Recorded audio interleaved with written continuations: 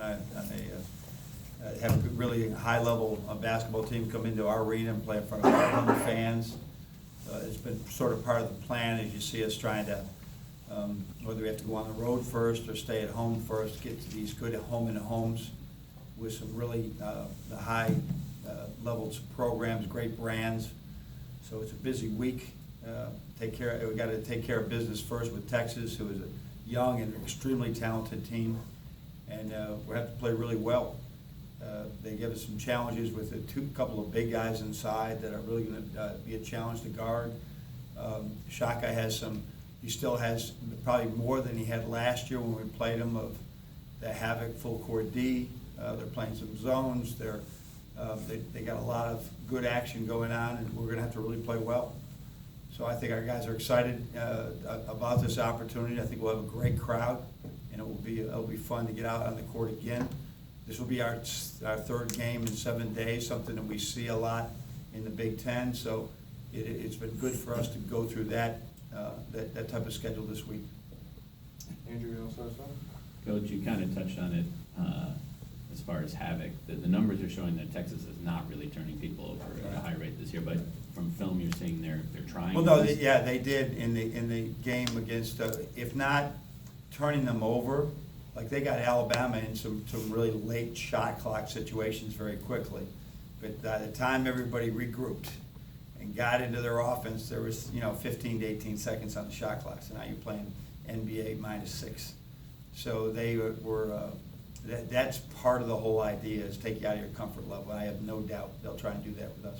And how do you feel this team compared to some of your past teams would be equipped to handle that? We'll find out. We will find out. I know our strengths and weaknesses, and I don't always give some of those away.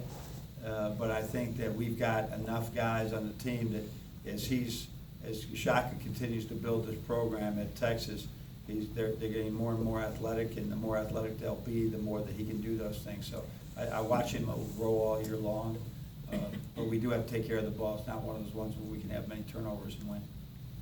I'm sure you're focused on the task at hand, but Karis LeVert cleared to make his NBA debut tonight for Brooklyn. I gotta believe, knowing what he's gone through the last few years, got to be a special thing for you. Yeah, 11 months.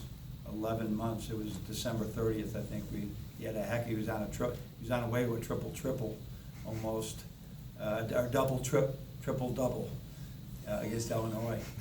When we felt good about having that game away, and he just seemed to just land wrong one time. And now it's 11 months later. And so it's a great testimony to a young man that is just like, if you see him right now, I know he's smiling today, but he smiled through the whole thing, saying this is God's plan for me, and I'm going to find a way to make the most of this situation. So I don't know if I will be able to tune in, but I'll be following it on my phone.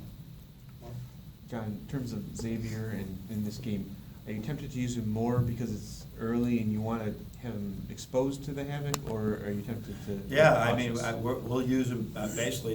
You get him not differently as saying, okay, we got to play him against Texas because he's got to get used to this stuff. No, but the havoc is as much havoc as they play. It's going to wear Derek out.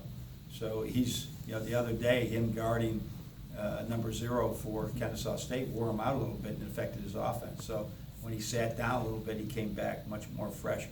So that's part of this thing that we're going to need him to help Derek not only to beat the press or attack their defense, but also to give him a rest. You keep talking about how there's a lot for him and Ivy to handle.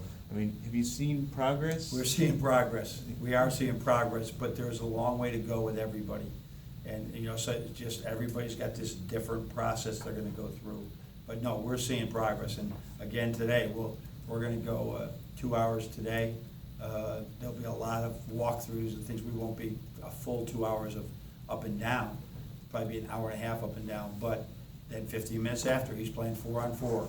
And like yesterday, he and Ibby were 4-on-4 against Charles and Doc and Austin Davis, and they never got on offense because defensively they're still learning. This is 4-on-4, ball screen coverages, whatever. So they're still learning all these things. So we are feeding them a lot of information right now, and they're going to get it, but it's just a matter of time. Want to hear what Tony? Hey, John. Hey, obviously a lot of improvement with DJ this year and a different role for him too, but what do you see as the biggest difference from him, like in practices and all that? Some people say, you know, the big leap is from the sophomore to junior year. I mean, does that kind of play into the equation, or? Well, I think, he missed that, I don't care what you say, Tony, that when you're not playing, like he got in a few games as a freshman, then he got hurt and he redshirted. And then last year, he just couldn't ever get comfortable. And we were playing so close in every game that this is like almost a first year for him as far as, all right, I'm tired, how do I fight through this? I just missed a shot and I'm not coming out, or I made a turnover and I'm not coming out, right? So these are things that he has to sort of get accustomed to. So I think you're going to see the normal peaks and valleys if you see it from a guy that is playing a lot of minutes for the first time in his life at this level. I think I'm correct in saying he missed his whole junior year of high school as well. So he played senior year, they had a tremendous team. They didn't have a lot of really close games, they really were until the very end. So he's into the thick of it, really, for the first time in his life. And he's growing in leaps and bounds, you can see, but it's not gonna be easy for him to fight through it all. Is there a moment when you noticed that he finally bought into defensive? Yeah, I mean, he's always had the athleticism, but the understanding of the timing on defense of, I can remember last year in a scrimmage, we put him in and there was a three-point shooter who within a few minutes had 3 threes on him. Because he knew the guy could shoot, but he said, well, he can't shoot that well. Well, this is college, guys are gonna shoot that well. So he was on him, but he wasn't guarding him.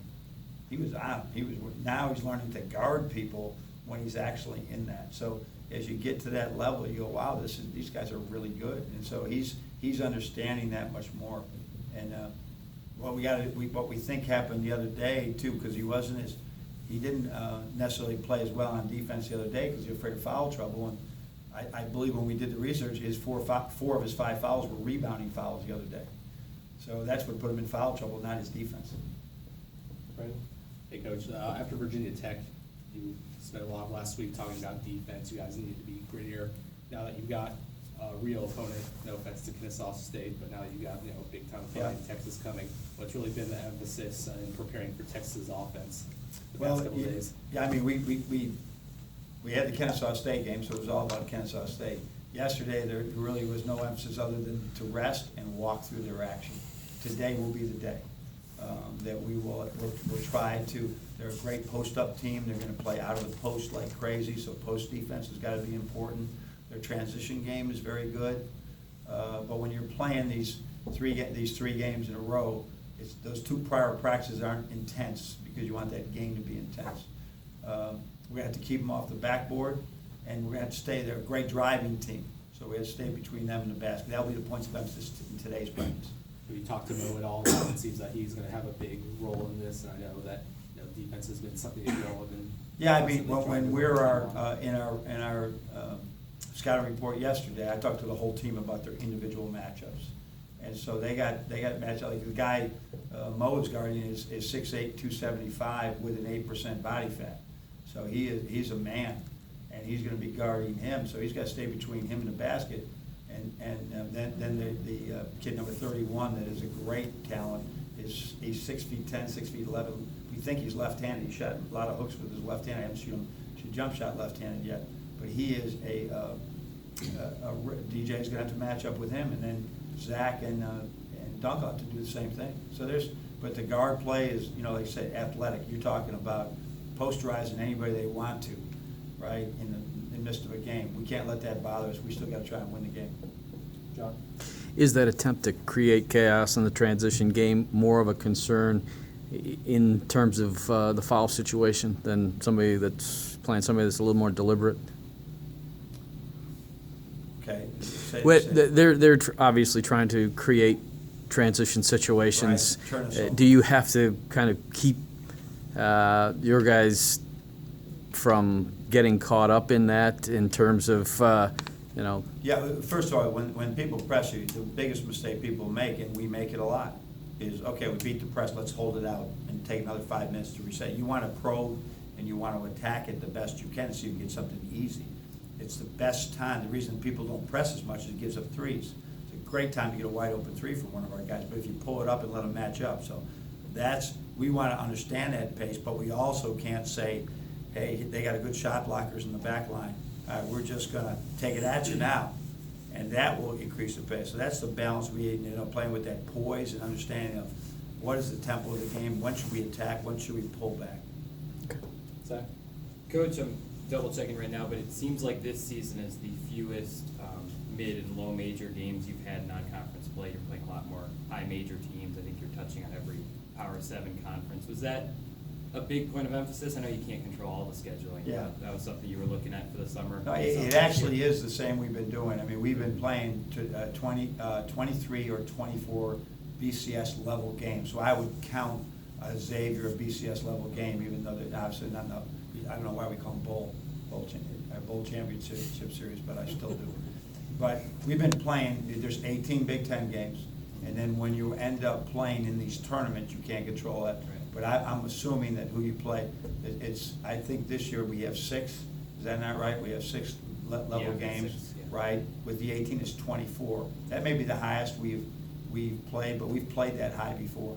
We've played that many. It's usually been 23 or 24 every year. I think those other games, what are they, those other 7 games that you play are, I don't think it makes it, people say you gotta play the leaders here, the leaders of each league. It's never affected us one bit. I think they gotta show you're willing to go to UCLA, you're willing to go to South Carolina, you're willing to do those things, and you gotta get some of those wins. So if you looked at it, I think when we first got here, they were playing about 18 BCS games, maybe 19, because the league only had 16, and then you play 3 or 4 other games. So we've really upped that schedule to play 23 to 24 every year. And you mentioned on Saturday, and that's why players come to Michigan. Is that the message heading into this week? Yeah, absolutely. That these are the type of games, these are the type of brand names we want to be involved with. You know, there's a lot of really good programs out there, but the ones that, you know, we played these since we've been here. We played UCLA before, the UConns we played before. We are trying to get into those situations. We had a home in Duke when we first got here. Those are the type of things that we want to do, but it's got to be, I'm not doing just that. I want home games when our students are here in December, on the Saturdays in December. So that's why the UCLA one is now, so we can get them back here. The Arizona game was a great game 2 years ago between 2 terrific teams on a Saturday. That's what we're trying to do. As football season ends, I want them to be able to see really good games here, besides the ACC Big Ten Challenge, which is only every other year. All right, Coach, that'll do it. All right, thanks.